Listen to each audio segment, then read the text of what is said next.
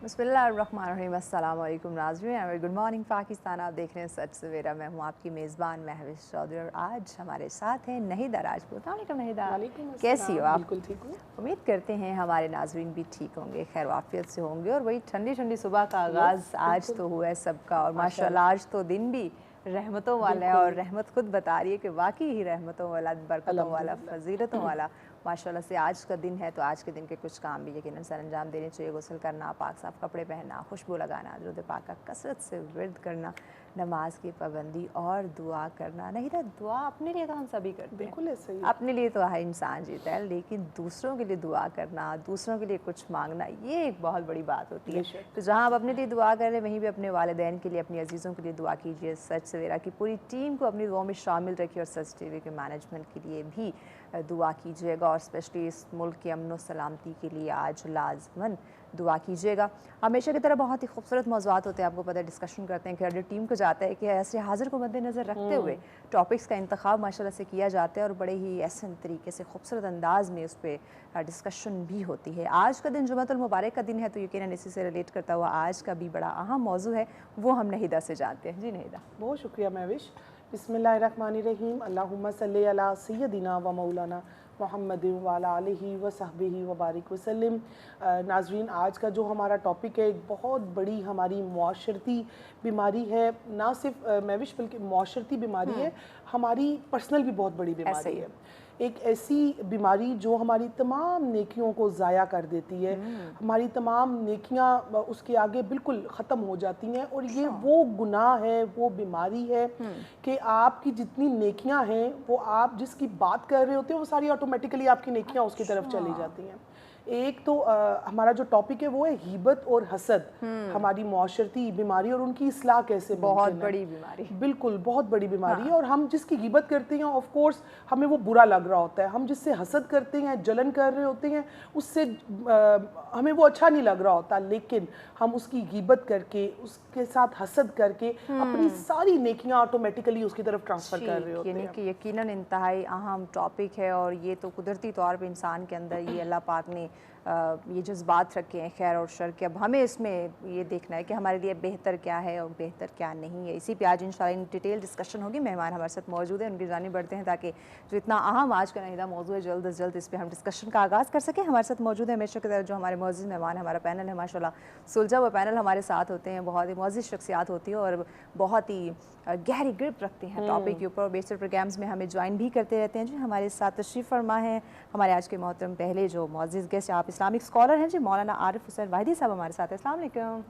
बहुत शुक्रिया मौलाना साहब, आपने हमें ज्वाइन किया, वेलकम करते हैं आपको। उनके साथ नाज़रीन अगले हमारे जो मोहतरम शख्सियत हमारे मौजूद मेहमान हमारे साथ तशरीफ़ फरमाए हैं जी, मुफ्ती महबूबुर रहमान साहब हमारे साथ हैं। अस्सलाम वालेकुम मुफ्ती साहब। वालेकुम बहुत अस्सलाम शुक्रिया वरहमतुल्लाह, आपने हमें ज्वाइन जज़ाकल्लाह। किया, वक्त दिया। नहिदा गुफ्तगू का आगाज़ करते जी हैं। बिल्कुल महविश। आगा साहब, जैसा कि अभी इंट्रो में मैंने अर्ज़ किया कि गीबत और हसद, सबसे पहले आप ये बताएं कि इस्लाम में इसके क्या अहकाम हैं, और सेकेंडली आप ये भी अपने इंट्रो में लाजमी इरशाद फरमाएं कि हम गीबत करते क्यों हैं, हम हसद करते क्यों हैं। बिस्मिल्लाहिर्रहमानिर्रहीम। शुक्रगुज़ार हूँ आपका कि मैं समझता हूँ गीबत और हसद दो ऐसे मौज़ूआत हैं जो अगर बनज़र गायर देखा जाए तो हमारे मुआशरे की बुनियादों को खोखला कर रहे हैं। और ये वो गुनाहान कबीरा हैं जिनके बारे में हुजूर ने इरशाद फरमाया है कि अल गीबत अशद्दु मिनज़ ज़िना, इतना बड़ा गुनाह है कि ज़िना से बालातर गुनाह है। वो इसलिए कि ज़िना किसी का इनफरादी गुनाह होता है और गीबत जो है एक ऐसा इज्तिमाई गुनाह है जो मुआशरे में तफरीक, इंतशार, बुग़्ज़, दुश्मनियाँ, इख्तिलाफ़ात, मुआशरे में बेदीनी को आम करना, मुआशरे में बदअखलाक़ी को आम करना, मुआशरे की बुनियादों को, वो जो बुनियादें एक दीनी मुआशरे और इस्लामी मुआशरे की हैं, जो मजहबी मुआशरे की बुनियादें हैं, जो दीन पे उस्तवार हैं, उनको खोखला करना है, लोगों में दीन के जज्बे को कमज़ोर करना है।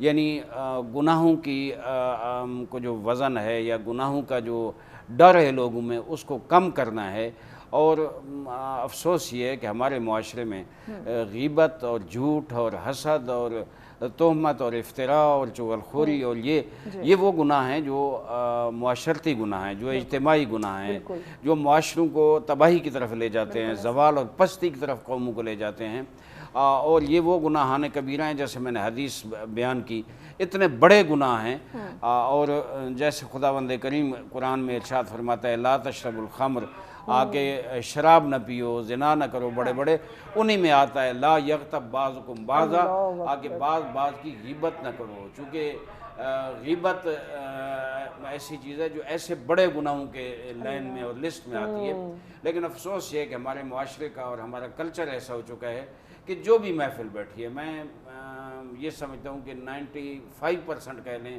98% کہہ لیں، جو بھی محفل بیٹھتی ہے وہاں کوئی نہ کوئی غیبت ہو رہی ہوتی ہے، کوئی جھوٹ اچھا آغا صاحب بولا کیا جاتا ہے کہ ہم تو فقط بات کر رہے تھے، اچھا یہ ہے کہ بعض لوگوں کی یہ مزاج ہے کہ اگر غیبت نہ کی جائے تو انہیں محفل کا مزہ ہی نہیں آتا، وہ گفتگو کا مزہ ہی نہیں آتا، وہ یہ سمجھتے ہیں کہ محفل کی جان، اس نشست کی جان، ہماری گفتگو اور جو آپ باتیں ہو رہی ہیں وہ کسی کی غیبت کریں گے، کسی کی عزت ساتھ کھیلیں گے، کسی کو مذاقیں اڑائیں گے، کسی کے ساتھ مسخرہ کریں گے، کسی کی شخصیت کو کنڈم کرنے کی کوشش کریں گے، تب ہی محفل کا مزہ آتا ہے، اس کے علاوہ محفل کا مزہ نہیں آتا۔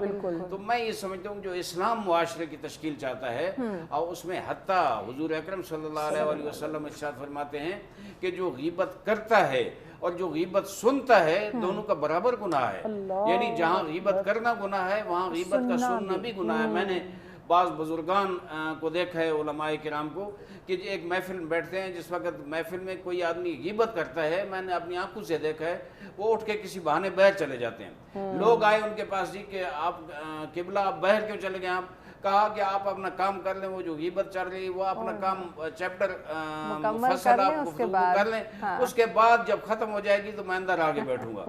اور میں نے کہا کہ لوگوں کی محفلیں ایسی ہیں غیبت کے بغیر آباد ہی نہیں ہوتی، تو خداوند کریم اس کو اس سے تشبیہ دے رہا ہے کہ غیبت کرنا اتنا بڑا گناہ ہے، قرآن کی آیت ہے سورہ حجرات میں دیکھیں کتنی تفصیل سے، اتنا بڑا گناہ ہے جیسے انسان اپنے مردہ بھائی کا گوشت کھائے، اس سے اللہ کہتا ہے جیسے تم کراہت کرتے ہو، جیسے اسے ناپسند کرتے ہو، غیبت بھی اسی طرح ناپسند ہے۔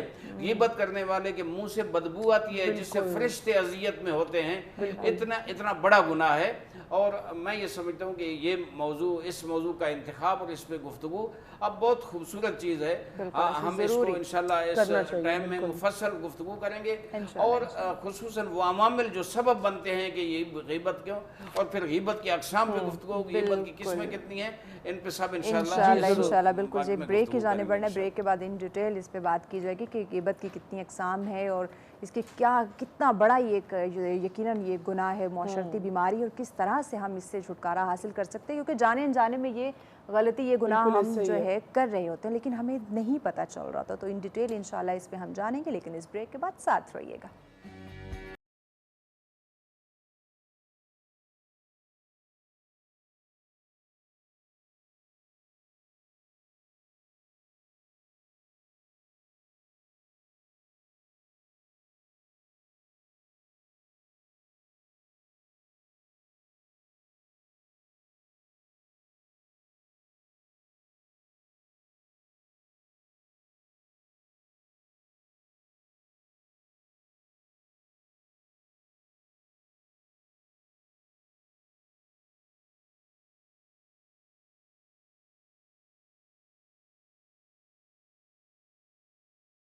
ویلکم بیک ناظرین، آپ دیکھ رہے ہیں سچ سویرا۔ آج کا ہمارا جو ٹاپک ہے جس پہ ہم بات کریں گے بطور حسد پہ بات کی جا رہی ہے، اور یقیناً یہ ایسے جذبات یا ایسی عادات ہیں جو معاشرتی ناسور ہیں، اور اگر ان پہ فی الفور جو ہے وہ اس قابو نہ پایا جائے تو یقیناً یہ دنیاوی اور آخرت کی جو ہماری زندگی ہے دونوں کو تباہ کر سکتے ہیں۔ تو اسی پہ ہم ڈسکشن کر رہے ہیں۔ جی نیلا بالکل، میں بھی آپ کی بات سے مجھے بات یاد آئی کہ یہ صرف معاشرتی نہیں، انفرادی بھی ہے۔ جب تک ہم خود کو ٹھیک نہیں کریں گے، جب تک ہم اپنے گھر سے سٹارٹ نہیں لیں گے تو معاشرہ تو بالکل بھی چینج نہیں ہو سکتا۔ ہمیں ایسا لگتا ہے کہ بس وہی بات آگے نا کہ جو یہ تو ہم بس ایک نارمل ڈسکشن کر رہے تھے، ہاں یا اگر ہمارے سامنے کوئی بات کر رہا تو نہیں، ہم تو اپنے کام میں لگے ہوئے، ہم تو اس کی بات پہ توجہ نہیں بالکل. دے. اچھا، اور غیبت اور حسد کے ساتھ ساتھ جھوٹ کو نا ہم لوگ گناہ سمجھتے ہی نہیں ہیں. ہم لوگوں نے مفتی صاحب اب یہ جس طرح جھوٹ کی بات ہو رہی ہے، غیبت کی، آغا صاحب نے بڑا زبردست طریقے سے انہوں نے انٹرو کیا. حسد، اچھا حسد اور غیبت کا بڑا آپس میں وہ ہے، میل جول ہے ان کا آپس میں، کہ جس سے حسد ہوتی ہے ہم اسی کی غیبت کرتے ہیں. تو حسد کیسے ڈیولپ ہوتی ہے؟ بسم اللہ والحمدللہ والصلاة والسلام علی رسول اللہ. اما بعد فاعوذ باللہ من الشیطان الرجیم. بسم اللہ الرحمن الرحیم. ام یحسدون الناس علی ما آتاہم اللہ من فضلہ فقد آتینا آل ابراہیم الکتاب والحکمہ وآتیناہم ملکا عظیما. صدق اللہ مولانا العظیم. سب سے پہلے میں سچ ٹی وی کا اور آپ کی پوری اس سچ سویرا ٹیم کا شکر گزار ہوں کہ ہمیشہ کی طرح خوبصورت ٹاپک پر گفتگو کرنے کے لیے آپ مدعو فرماتے ہیں. اللہ تعالیٰ دارین کی سعادتیں عطا فرمائے. حسد جب بھی کسی کے دل میں انگڑائی لیتا ہے تو کسی کی فضیلت کو دیکھ کر، کسی میں اگر کوئی خوبی پائی جائے، اس میں فضیلت پائی جائے، تو اس کو دیکھ کر کسی کے دل میں اگر یہ پیدا ہو کہ اس کو جو ملا ہے وہ مجھے مل جائے اور اس سے یہ نعمت چھین لی جائے، اس کو حسد کہتے ہیں. اور حسد سے خالق کائنات نے منع فرمایا. نبی پاک صلی اللہ تعالیٰ علیہ وبارک وسلم نے منع فرمایا کہ تم آپس میں ایک دوسرے کے ساتھ حسد نہ کرو، ایک دوسرے کے ساتھ بغض نہ رکھو، ایک دوسرے کے ساتھ قطع تعلقی نہ کرو اور آپس میں بھائی بھائی ہو کر رہو. تو یہ نبی پاک صلی اللہ تعالیٰ علیہ وبارک وسلم کا واضح فرمان موجود ہے. اور حضرت ابراہیم خلیل اللہ علیہ السلام کی آل کے بارے میں خالق کائنات قرآن مجید فرقان حمید کے اندر ارشاد فرماتا ہے کہ کیا یہ لوگ حسد کرتے ہیں ابراہیم علیہ السلام کی آل کے ساتھ. فقد آتینا آل ابراہیم الکتاب. البتہ تحقیق اللہ رب العزت نے آل ابراہیم کو کتاب عطا فرمائی، والحکمت اور انہیں حکمت عطا فرمائی، وآتیناہم ملکا عظیما اور اللہ نے انہیں بہت بڑی سلطنت عطا فرمائی. تو ان میں سے اگر ہم دیکھتے ہیں تو حضرت یوسف علیہ السلام ہوں، اللہ تعالیٰ نے انہیں سلطنت عطا فرمائی. حضرت داود ہوں، حضرت سلیمان علیہ السلام ہوں، تو یہ سارے آل ابراہیم میں ہیں. اور جناب محمد مصطفیٰ صلی اللہ تعالیٰ علیہ وبارک وسلم کی ذات گرامی کے جن کو خالق کائنات نے سلطنت بھی عطا فرمائی، حکمت بھی عطا فرمائی. حکمت سے مراد یہاں نبوت ہے. اور اسی طریقے سے حضرت حیدر کرار مولا علی المرتضیٰ کرم اللہ وجہ الکریم، آپ کی ذات گرامی کو دیکھیں، آپ کو خالق کائنات نے حکمت ولایت عطا فرمائی اور ساتھ ساتھ خالق کائنات نے سلطنت ایسی عطا فرمائی کہ جو مصر تک بھی پہنچی ہوئی ہے. اور ادھر مشرق کی طرف اگر ہم دیکھیں تو ایران کی سرحدوں تک وہ سلطنت پہنچتی ہے. تو اللہ رب العزت نے یہ جو فضیلت ان ہستیوں کو عطا فرمائی ہے، اگر ہم کسی اور کے ساتھ حسد کرتے ہیں، بغض رکھتے ہیں، عداوت رکھتے ہیں، تو یہ ایک کبھی عمل ہے، ہر آدمی کے لیے کبھی عمل ہے.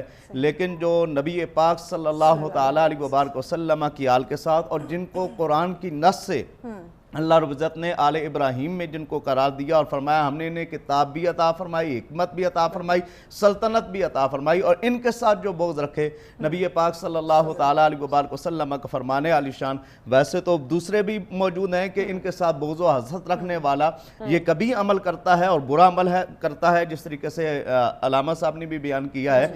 لیکن یہاں میں اس بات کی طرف اشارہ کرنا چاہتا ہوں، جو بغض و حسد آل نبی سے کرے اس کے لیے یہ خسارہ ہے کہ اس کا ایمان ہی چلا جاتا ہے. اور نبی پاک صلی اللہ تعالیٰ علیہ وبارک وسلم کا فرمان عالی شان ہے، الا ومن مات علی بغض آل محمد مات منافقا. جو آل محمد کے بغض میں مرے گا وہ منافق ہو کر مرے گا.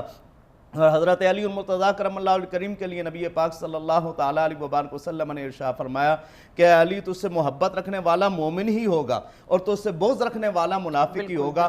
معیار ایمان و نسب اس نے تولا، نکلا منہ سے قرآن جب بھی بولا، وہ رہبر اسلام ہے جسے آقا نے کہا من کنت مولا فعلی مولا.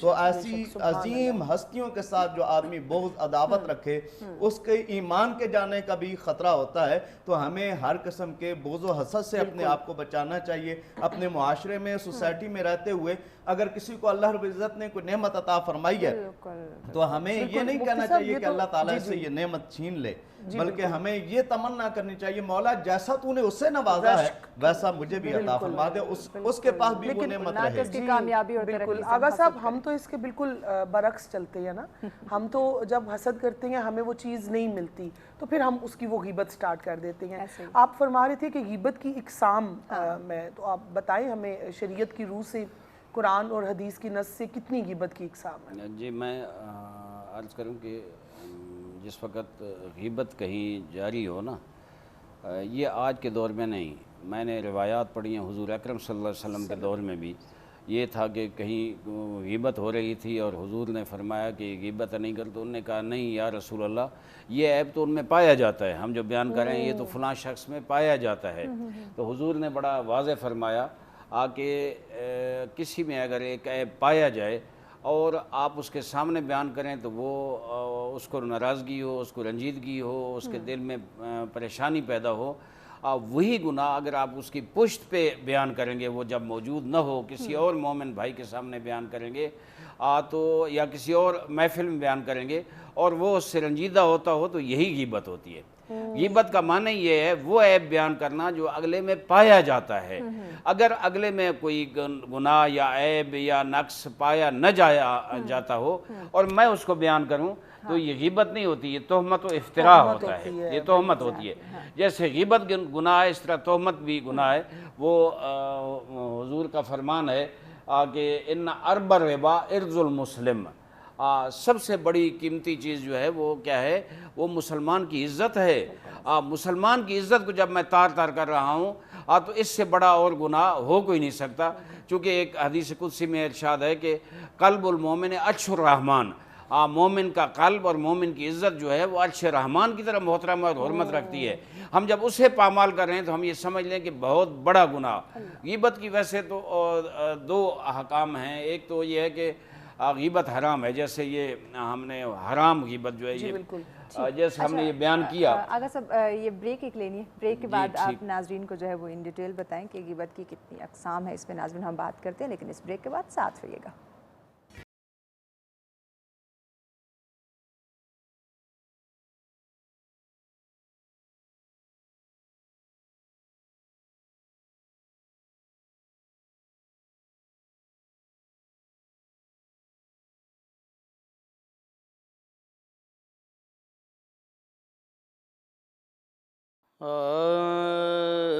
کیسے سمجھیں گے تیری شان زمانے والے،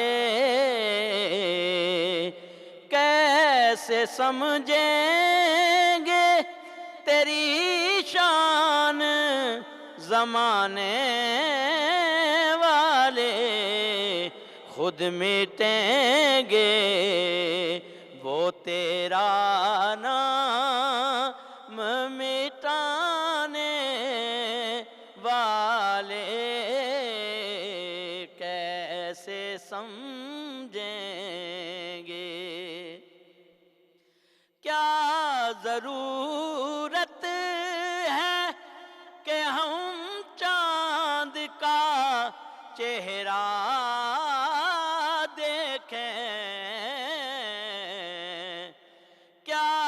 ضرورت ہے کہ ہم چاند کا چہرہ دیکھیں، ٹھہرو ٹھہرو کہ ہیں وہ زلف ہٹانے والے، ٹھہرو ٹھہرو کہ وہ ہیں زلف ہٹانے والے،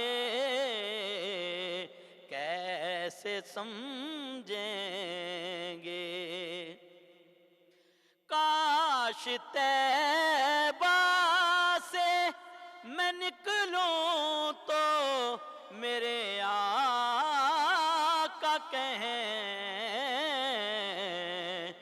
کاش طیبہ سے میں نکلوں تو میرے آقا کہیں، لو आओ اے میرے شہر سے جانے والے لوٹ آؤ اے میرے شہر سے جانے والے زیر مدفن بھی تیری دید سے آیا ہے سکون زیر مدفن بھی تیری دید سے آیا ہے سکون تیرا احسان میری قبر میں آنے والے ہاں تیرا احسان میری قبر میں آنے والے کیسے سمجھیں گے تیری شان زمانے والے بہت شکریہ ہمارے نعت خواں شبیر احمد نقشبندی صاحب ہمارے ساتھ ہے. بہت شکریہ ناظرین. آج کا ٹاپک جس پہ ہم ڈسکشن کر رہے ہیں غیبت اور حسد پہ جو ہے وہ بات کی جا رہی کہ یہ ایک معاشرتی برائیاں ہیں اور کس طرح سے اسے چھٹکارا جو ہے وہ ممکن ہو سکتا ہے. علامہ صاحب سے ہم بات کر رہے تھے. علامہ عارف حسین وحیدی صاحب آپ اقسام جو ہے وہ بتانے جا رہے تھے. جی آپ اقسام جو ہیں وہ بتانے جا رہے تھے غیبت کے کتنے اقسام میں ہیں. عرض کر رہا تھا کہ غیبت جو ہے ایک تو واضح حرام ہے یہ جو کچھ غیبت اسے یا غیبت نہ کہیں بھی صحیح تو وہاں جواز آ جاتا ہے. حضور کا فرمان ہے جو شخص متجاہر بالفسق ہے علی الاعلان فسق و فجور بجا لاتا ہے. غیبت کے بھی جو اثرات ہیں وہ معاشرے کی بگاڑ کے اثرات ہیں اور ایک فاسق آدمی فاجر آدمی جو معاشرے میں گناہ علی الاعلان کرتا ہے اور کسی کی پرواہ نہیں کرتا نہ دین کی پرواہ کرتا ہے نہ کسی کی شرافت کی پرواہ کرتا ہے نہ معاشرے کا جو خوبصورت ماحول ہے اس کی پرواہ کرتا ہے وہ اس کو بگاڑتا ہے علی الاعلان گناہ کرنے پہ. دیکھیں امام حسین علیہ السلام جس وقت مدینے سے نکلے تھے نا تو ایک جملہ ان نے جب کہا گیا تھا کہ آپ کیوں نکل رہے ہیں تو انہوں نے کہا مجھ سے یزید کی بیعت مانگی جا رہی ہے اور اس میں پہلا جو گناہ ان نے اس کا کہا تھا مولن بالفسق. یہ وہ آدمی ہے جو متجاہر بالفسق ہے جو علی الاعلان فسق و فجور بجا لاتا ہے. تو حضور فرماتے ہیں کہ جو متجاہر بالفسق ہے جو علی الاعلان گناہ بجا لاتا ہے اس کی غیبت میں گناہ نہیں ہے بلکہ لوگوں کو بتاؤ.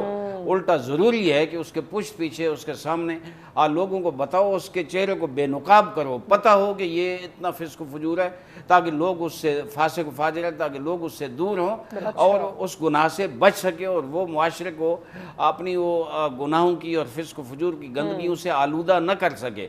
اس لیے ایک یہ ہے جہاں غیبت جائز ہے ایسے فاسق و فاجر کی غیبت جائز ہے. دوسرا وہ شخص جو ظالم ہے ظالم مثلا کسی کی زمین چھین لی کوئی بھائی ہے جس نے اپنی بہن کے حق مار دیا اور اس کو جائیداد میں حصہ نہیں دیا والدین کی جائیداد میں کوئی اور جو معاشرے میں ظلم کر رہا ہے آج کل معاشرے میں ظلم عام ہے تو وہ جو ظالم ہے اس کی غیبت مظلوم کر سکتا ہے.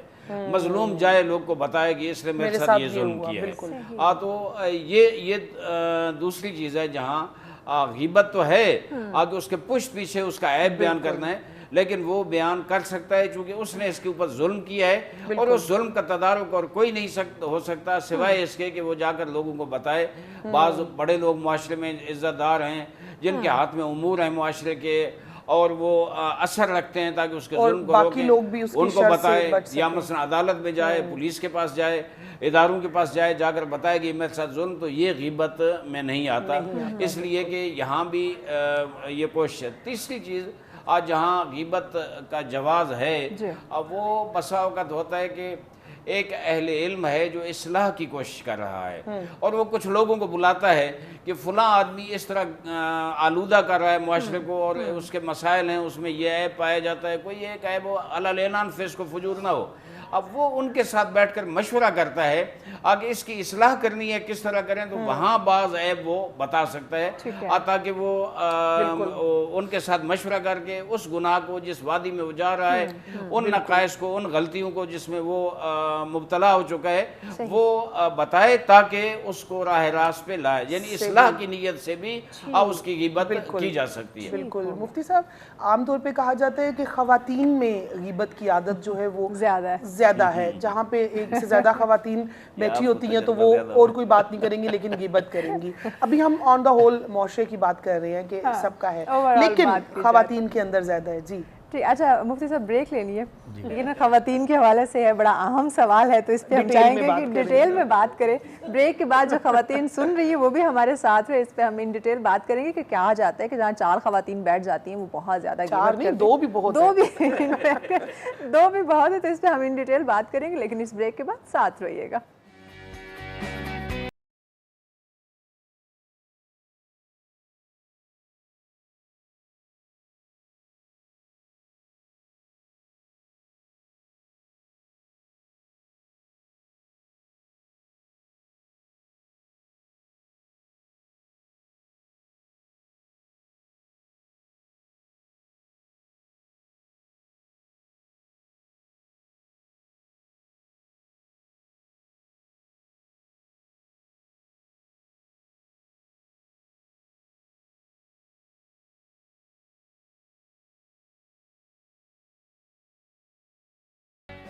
ویلکم بیک ناظرین، آپ دیکھ رہے ہیں سچ سویرا۔ آج کا ہمارا موضوع جس پہ ہم ڈسکشن کر رہے ہیں غیبت و حسد جیسی معاشرتی برائیوں پہ بات کی جا رہی ہے، اور جو اصلاح ہے وہ کیسے ممکن ہو سکتی ہے، اس پہ ڈسکشن کا سلسلہ جاری ہے۔ مہمان ہمارے ساتھ موجود ہیں جی، مولانا عارف حسین واحدی صاحب ہمارے ساتھ تشریف فرما ہیں، مفتی محبوب الرحمان صاحب ہمارے ساتھ تشریف فرما ہیں، اور ہمارے نعت خواہ شبیر احمد نقشبندی صاحب ہمارے ساتھ تشریف فرما ہیں۔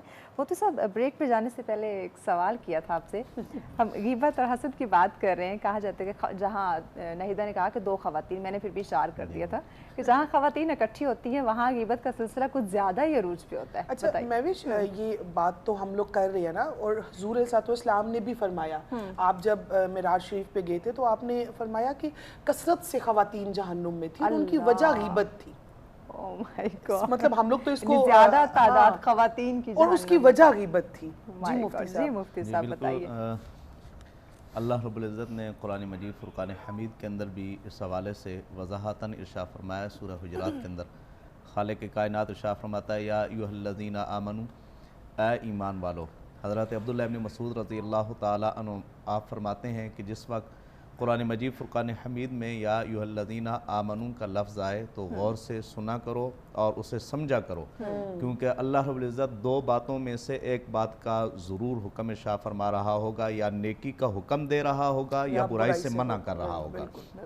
تو اس آیہ کریمہ میں خالق کائنات منع فرما رہا ہے، یا ایھا الذین آمنوا، اے ایمان والو، لا یسخر قوم من قوم عسیٰ ان یکونوا خیرا منہم، کہ تم میں سے کوئی ایک دوسرے کا مذاق نہ اڑائے، ہو سکتا ہے کہ جس کا مذاق اڑایا جا رہا ہے وہ تم سے بہتر ہو۔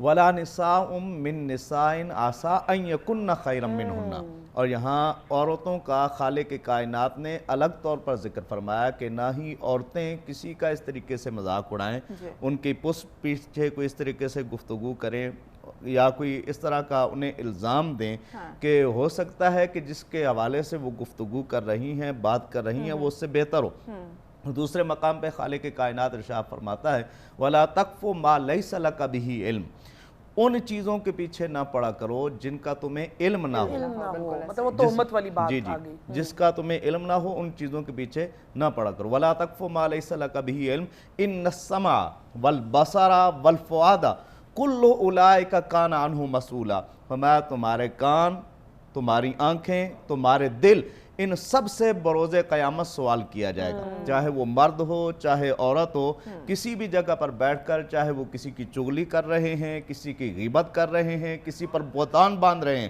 اور کسی کے بارے میں کوئی بری بھلی باتیں کر رہے ہیں، تو خالق کائنات نے اس سے منع فرمایا، وَلَا نِسَاءٌ مِّن نِسَاءٍ عَسَىٰ أَن يَكُنَّ خَيْرًا مِّنْهُنَّ وَلَا تَلْمِزُوا أَنفُسَكُمْ، اور تم آپس میں ایک دوسرے پر تانا زنی بھی نہ کیا کرو، کسی پر تانا کرنے سے بھی خالق کائنات نے منع فرمایا. اچھا وَلَا تَنَابَزُوا تانے میں بھی بِالْأَلْقَابِ. خواتین آگے ہیں، چھوٹی چھوٹی باتوں پہ تانا کشی. ہاں جی. وَلَا تَنَابَزُوا آپ جو ہے نا وہ بِالْأَلْقَابِ. خواتین کے حوالے سے، یہ تو آن دا ہول بات ہوگی نا. خواتین وَلَا تَنَابَزُوا بِالْأَلْقَابِ، اور کسی کے برے القاب بھی نہ رکھا کرو. تو خالق کائنات نے وضاحت کے ساتھ اس چیز کو منع فرما دیا کہ چاہے وہ خواتین ہوں چاہے مرد ہوں، کیونکہ قرآن پاک اور احادیث رسول میں جو حکم ہے وہ عمومی طور پر ہے. اور خاص طور پر جس طریقے سے آپ نے فرمایا کہ نبی پاک صلی اللہ تعالیٰ علیہ وبارک وسلم نے اس حوالے سے فرمایا کہ میں نے دیکھا کہ جہنم میں جانے والی کثرت کے ساتھ خواتین ہوں گی، اور ہمیں اپنے آپ کو ان امور سے بچانا چاہیے. اور نبی پاک صلی اللہ تعالیٰ علیہ وبارک وسلم نے جس وقت خواتین کو خطاب فرماتے ہوئے فرمایا، تو اس وقت بھی آقا علیہ السلام نے فرمایا اے عورتوں کے گروہ تم اپنے آپ کو بچاؤ، نار جہنم سے اگر بچا سکتے ہو تو بچاؤ. اللہ تعالیٰ ہمیں نار مفتی جہنم صاحب سے وہ محفوظ واقعہ رکھے. بھی تو ہے نا جو دو بہنیں ڈیورنگ رمضان حضور صلی اللہ علیہ وسلم کے پاس تشریف لاتی ہیں، تو حضور نے فرمایا تمہارا روزہ تو نہیں ہے؟ تو انہوں نے کہا نہیں یا رسول اللہ ہم تو روزے سے ہیں. تو وہ ایکچولی بات غیبت کر کے آئی ہوئی ہوتی ہیں. تو حضور صلی اللہ علیہ وسلم نے فرمایا کہ قے کرو. وہ قے کرتی ہیں تو ان کے منہ سے تازہ گوشت قے کی صورت میں نکلتا ہے. تو آغا صاحب ابھی جس طرح مفتی صاحب نے جو ہے نا بڑا سیف ہو کے بات کا جواب دے دیا کہ خواتین کا نام بھی نہیں لیا اور انہوں نے اپنی بات بھی پہنچا دی. اور آپ سے بھی یہی کوسچن ہے کہ مطلب کیوں، اگر نفسیاتی طور پہ بھی دیکھا جائے تو ہم کیوں کسی کی بات کرتے ہیں اور یہی چیز خواتین کے اندر کیوں ہے؟ میں عرض کروں کہ ایک بدقسمتی ہے ہمارے معاشرے کی، اور صرف آج کے دور کی نہیں ہے، قبل از اسلام جو عورتیں محرومیت کا شکار تھی اور معاشرے میں ان کو 2 نمبر شہری شمار کیا جاتا تھا. اور وہ جو عزت و احترام اسلام نے دی ہے، جیسے مردوں کی عزت ہے ایسے خواتین کی عظمت ہے، جیسے مردوں کا احترام ہے اس طرح عورتوں کا احترام ہے.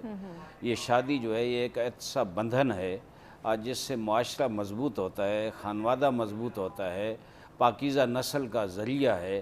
لیکن اسلام آنے سے پہلے جو ماحول تھا، حضور اکرم صلی اللہ علیہ وسلم نے آ کر بہت بڑی تبدیلی لائے، انقلاب لائے، اور ان کے عمل سے بہت سی چیزیں واضح ہوتی ہیں. لیکن میں یہ سمجھتا ہوں کہ بعض ایسی چیزیں ہیں جیسے سورہ حجرات کی آیات پڑھ رہے ہیں، سورہ تحریم میں ہیں بعض چیزیں. خود حضور اکرم صلی اللہ علیہ وسلم کی جو امہات المومنین ہماری تھی، ان کے درمیان کچھ مسائل اس طرح آتے رہے اور قرآن نشاندہی کرتا رہا حضور اکرم صلی اللہ علیہ وسلم کو. لیکن بہرحال وہ تو ظاہر حضور کا خانوادہ تھا، وہاں تربیت کی کوئی کمی نہیں تھی. میں سمجھتا ہوں کہ حضور خاتم النبیین سید المرسلین رحمت للعالمین تھے. ان نے تربیت، ان کا کنٹرول، ان نے جس انداز میں امور کو سنبھالا، ہر ایک کو تسلی دی. اگر کوئی مسئلہ ہو بھی گیا تو اس کو عدل و انصاف کے تقاضوں کے مطابق حل فرمایا اللہ کی مدد سے. لیکن بعد میں جو معاشرہ چلا آہستہ آہستہ پھر وہی دور جو دور جاہلیت تھا واپس آیا. اور آج ہمارے میں اپنے ملک کی بات کروں گا، اس دور میں اگر ہمارے ملک میں دیکھا جائے تو دین مبین اسلام پہ کیوں ہے یہ کہ عورتیں زیادہ جہنم میں جائیں گی؟ یہ کیوں ہے؟ اس لیے کہ یہ طبقہ جو ہے، میں سندھ میں رہا ہوں، بلوچستان میں رہا ہوں، میں نے دیکھا ہے کہ یہ پسا ہوا طبقہ ہے. ان کے ساتھ وہی سلوک ہوتا ہے جو دور جاہلیت میں ہوتا تھا. بالکل. اگر سے بات کو آگے بڑھائیں گے، بریک لینی ہے، بریک کے بعد آپ کی بات کو ہم انشاءاللہ مکمل کرتے ہیں. ناظرین ہمارے ساتھ رہے گا، ملتے ہیں ایک شارٹ بریک کے بعد.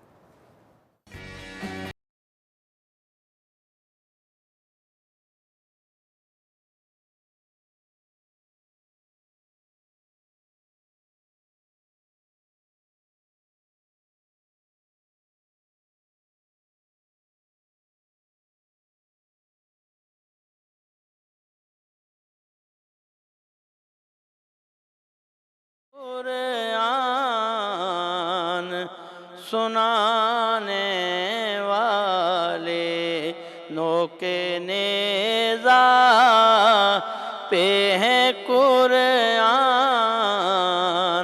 سنانے والے کتنے اعلیٰ ہیں محمد کے گھرانے والے، کتنے اعلیٰ ہیں محمد کے گھرانے والے. کٹ کے شبیر نے کر یہ اعلان کیا کہ اس طرح ہوتے ہیں بس وعدہ نبھانے والے، اس طرح وعدہ نبھاتے ہیں نبھانے والے، کتنے اعلیٰ ہیں محمد کے گھرانے والے۔ اور شعر سنیے، ان کو پانی نہ دیا تو نے بھی ہے فوج یزید،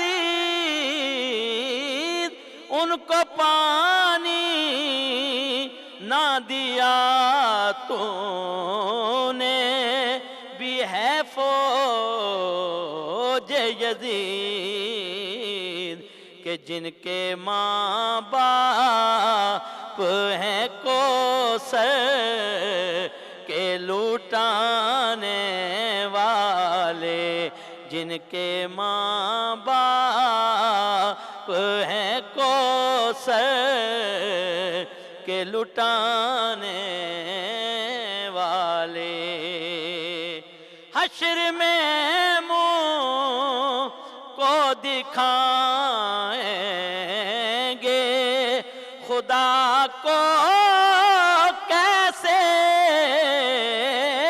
حشر میں منہ کو دکھائیں گے خدا کو کیسے، شام کی گلیوں میں زینب کو پھرانے والے، شام کی گلیوں میں کوثر کے پلانے والے،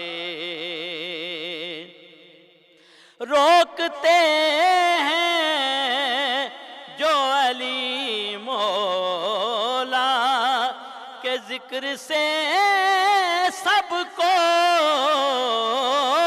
روکتے ہیں جو علی مولا کے ذکر سے سب کو،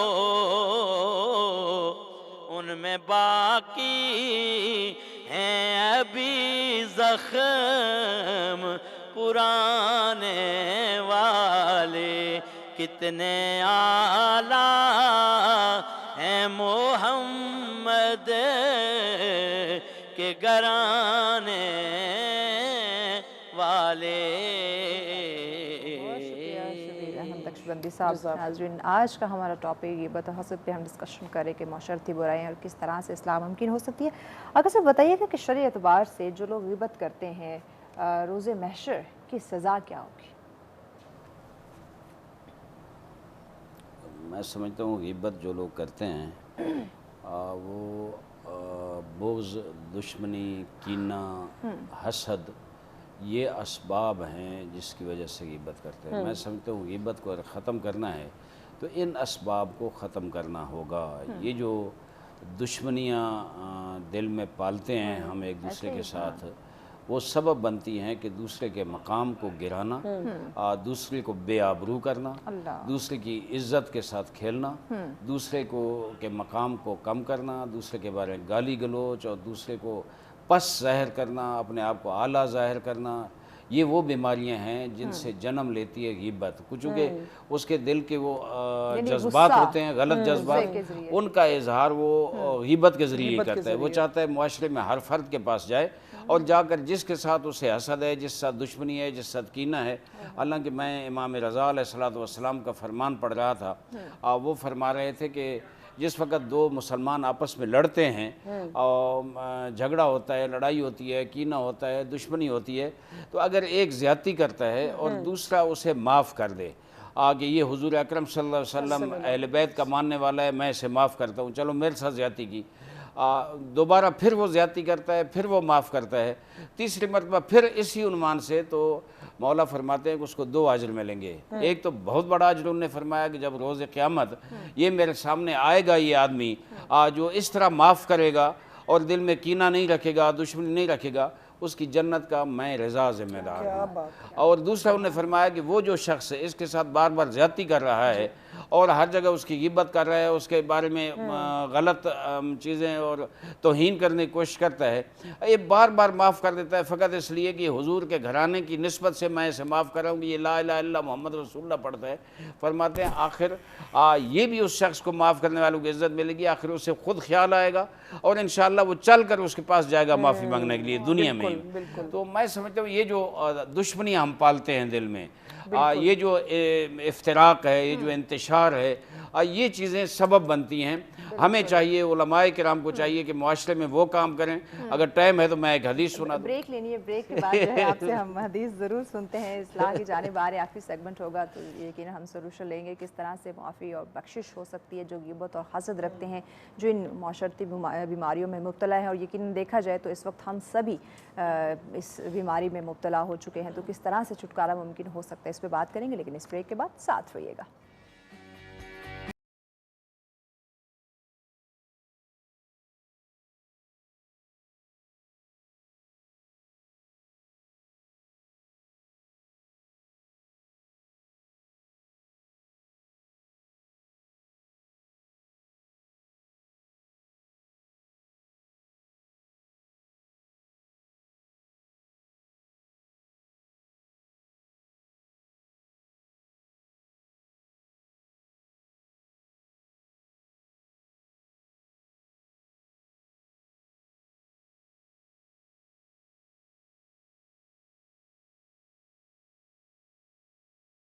वेलकम बैक नाज़रीन, आप देख रहे हैं सच सवेरा। आज का हमारा टॉपिक जिस पे हम बात करेंगे गिबत और हसद एक माशरती बुराई है। यकीनन इस पर डिस्कशन करना और इस्लाह की जानिब आना बहुत ज़्यादा ज़रूरी है, जो इस वक्त हमारे माशरे के हालात हो चुके हैं, तो उसी पर डिस्कशन की जा रही है। मौलाना आरिफ हुसैन वैदी साहब, आपको ये हदीस जो है वो सुनाने जा रहे थे, तो अपनी बात मुकम्मल कर दीजिए। मैं आज कर रहा था कि ये गिबत जो है ये इंसान के ईमान को खा जाती है। बिल्कुल। और हुजूर अकरम सल्लल्लाहु अलैहि वसल्लम की हदीस से मुबारक है, बहुत खूबसूरत है। यहाँ से क्या पता चल रहा है कि गिबत क्या है। फरमाते हैं या माशरा मन आमन बिलिसानिही वलम युमिन बिक़ल्बिही, ऐ वो लोगो, ऐ वो ग्रोह हो जो ज़ुबान से तो ईमान लाए हो लेकिन दिल से ईमान नहीं लाए हो, ला तग़ताबुल मुस्लिमीन, मुसलमानों की गिबत ना करो। यानी जो मुसलमानों की गिबत करते हैं उनके बारे में ये है कि तुम ज़ुबान से ईमान लाए हो और दिल से ईमान नहीं लाए हो। वला तत्तबिउ औराता हैं हम, और उनके जो मख्फी राज हैं, उनकी जो पोशीदा चीज़ें हैं उनके पीछे ना जाओ। वो जो ऐब हैं उनमें या चीज़ें हैं वो ना जाओ, क्या ज़रूरत है। फ़इन्न मन ततब्बा औरत अखी है, जो शख्स अपने किसी मोमिन भाई की गिबत करता है, उनके जो उयूब हैं, जो नकाइस हैं, उनको बयान करता है, यत्तबिउल्लाह औरतहू, अल्लाह उसकी मख्फी चीज़ों को लोगों के सामने ले आता है। हत्ता यफ़्ज़ाउ फ़ी जौफ़े बैतिही, हत्ता वो अपने घर में जलील हो जाता है। अल्लाह उसके राज जो है इस तरह बरमला कर देता है और आश्कार कर देता है। तो मैं समझता हूँ कि जो गिबत करते हैं उनका ईमान मखदूश है। सिर्फ ज़ुबान से ईमान लाते हैं, दिल से ईमान नहीं लाते। और अल्लाह कितना ख़तरनाक अंदाज में ख़बरदार कर रहा है कि अगर तुम अपने मोमिन भाइयों की गिबत करोगे, उनके जो नकाइस हैं, जो उयूब हैं वो बयान करोगे, तो अल्लाह आपके नकाइस और आपके जो उयूब हैं, अल्लाह सत्तारुल उयूब है। लेकिन जब मैं अल्लाह की इताअत नहीं करूँगा, मैं अल्लाह के हुक्म को नहीं मानूंगा, मैं वो गिबत करूँगा और हराम काम करूँगा, मोमिनीन की इज़्ज़तों का मस्खरा बनाऊँगा लोगों के सामने, तो अल्लाह कह रहा है, खबरदार कर रहा है कि मैं तेरे उयूब जो हैं वो लोगों के सामने बरमला कर दूँगा, हत्ता तू अपने घर में जलील हो गया। बिल्कुल। मुफ्ती साहब जल्दी से बता दें, इस्लाह कैसे मुमकिन है? हम किस तरह से खुद को गिबत से, हसद से, इससे महफूज रख सकते हैं, खुद को बचा सकते हैं?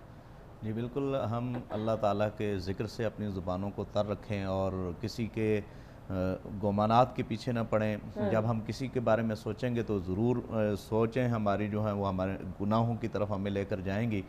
और नबी पाक सल्लल्लाहु तआला अलैहि वसल्लम ने हमें जो आसान तरीका बताया है ایک انصاری صحابی نبی پاک صلی اللہ علیہ وسلم کی بارگاہ ناز میں حاضر ہوئے. حضرت انس بن مالک فرماتے ہیں 3 دن وہ آئے تو آقا علیہ الصلوۃ والسلام نے انہیں جنت کی بشارت سنائی. حضرت عبداللہ نے یہ کہا کہ میں آج دیکھتا ہوں کہ یہ کون سا ایسا عمل ہے کہ جس کی وجہ سے یہ جنت کے رائی بن رہے ہیں. تو آپ ان کے ساتھ جاتے ہیں اور کہتے ہیں کہ مجھے گھر سے نکال دیا گیا ہے, والد صاحب مجھے گھر نہیں رہنے دیتے, تو آپ مجھے اپنے گھر میں رہنے دیں. تو انہوں نے کہا ٹھیک ہے, ہاں میں آپ کو اپنے گھر میں رہنے دیتا ہوں. 3 دن وہ رہے اور 3 دن میں انہوں نے یہ دیکھا کہ وہ نماز کے لیے صبح اٹھتے ہیں, عشاء کی نماز پڑھ کے وہ سو جاتے ہیں, اور کوئی ان کا کوئی ایسا عمل نہیں ہے کہ رات کو وہ کھڑے ہو کر عبادت کرتے ہوں, قرآن کی تلاوت کرتے ہوں. ہاں وہ جس وقت جاگتے تھے تو اللہ اکبر کہتے یا استغفر اللہ, اس طرح کے جملے وہ کہتے. اس کے علاوہ ان کا کوئی ایسا عمل نہیں تھا. 3 دن کے بعد وہ جس وقت جانے لگے انہوں نے کہا کہ مجھے گھر سے والد نے نہیں نکالا, میں صرف دیکھنے کے لیے آیا تھا کہ حضور نے آپ کو جنت کی بشارت دی تھی, تو آپ جنتی کیسے ہوئے؟ تو انہوں نے فرمایا کہ میرا اور تو کوئی ایسا عمل نہیں ہے, جو عمل تھا وہ آپ کے سامنے ہے. لیکن ایک بات یہ ہے کہ میں کبھی بھی کسی کے بارے میں بدگمانی نہیں کرتا, دل میں کسی کے بارے میں کینہ نہیں رکھتا, حسد نہیں رکھتا. ہو سکتا ہے اسی وجہ سے اللہ رب العزت نے مجھے جنت کا رائی بنایا ہو.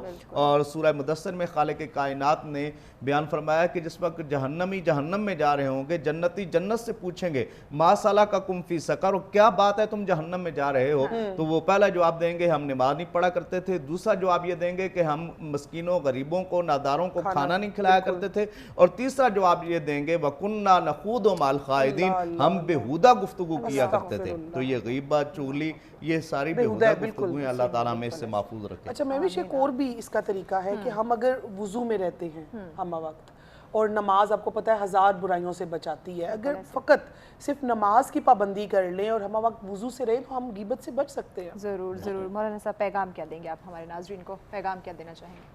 جی میں یہ سمجھتا ہوں کہ اگر غیبت سے بچنا ہے اپنا ایمان مضبوط کریں. جیسے مولانا نے فرمایا ہے کہ اللہ کے ذکر, اللہ کا ذکر صرف زبان کے ساتھ لازمی نہیں ہے, دل کے ساتھ ذکر کرو. ذاکر خدا رہو اپنے دل کے ساتھ.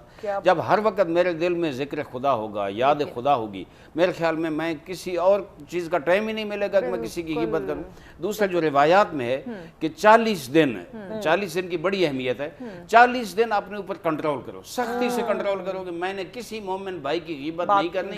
40 دن کے بعد آپ کو عادت ہو جائے گی, انشاءاللہ آپ زندگی کی غیبت سے بچ جائیں گے. بہت ہی آسان طریقہ جو ہے وہ بتا دیا. جی مفتی صاحب آپ کیا پیغام دیں گے ہمارے ناظرین کو؟ جی میں یہی عرض کروں گا کہ ہم جس معاشرے میں رہتے ہیں ہم سب آپس میں بھائی بھائی ہیں, اور نبی پاک صلی اللہ تعالیٰ علیہ وبارک وسلم نے فرمایا کہ مومن کی جان, مومن کا مال اور اس کی عزت و آبرو دوسرے مسلمان کے لیے حرمت کا درجہ رکھتی ہے, تو ہمیں اس کا احترام کرنا چاہیے. یقیناً. بہت شکریہ معزز مہمانوں کا, آپ نے ہمیں وقت دیا.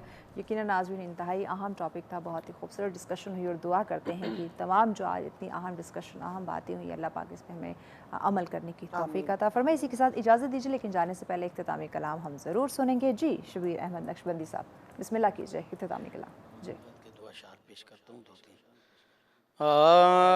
یہ دل بھی حسینی ہے,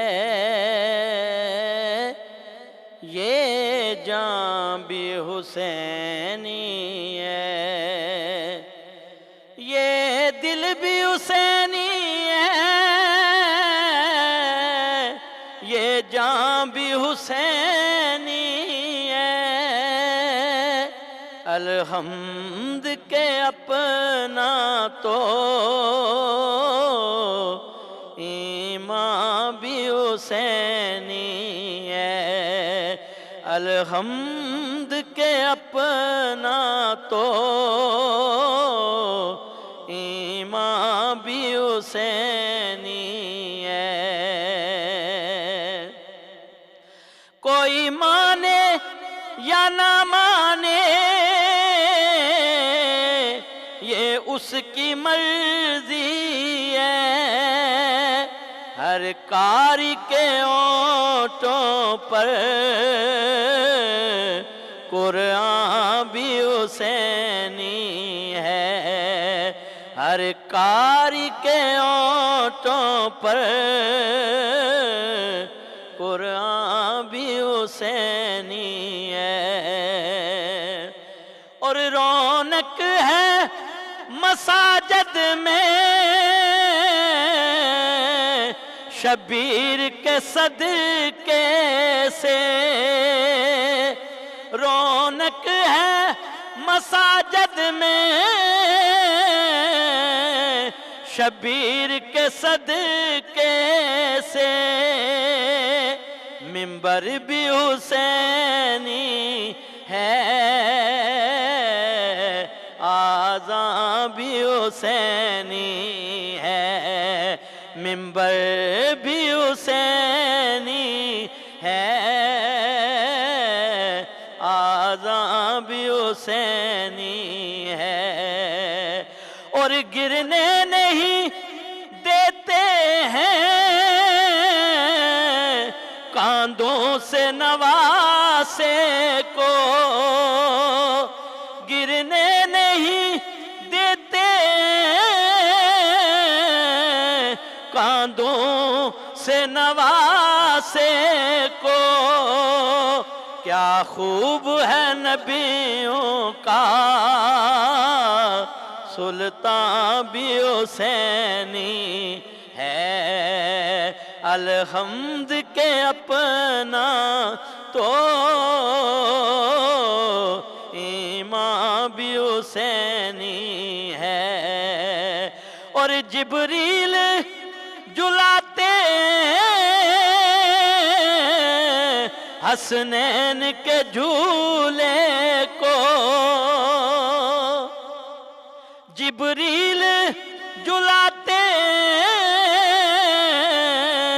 حسنین کے جھولے کو یوں لگتا ہے یوں لگتا ہے عرشوں کا سلطان بھی حسینی ہے یہ دل بھی حسینی ہے یہ جان بھی حسینی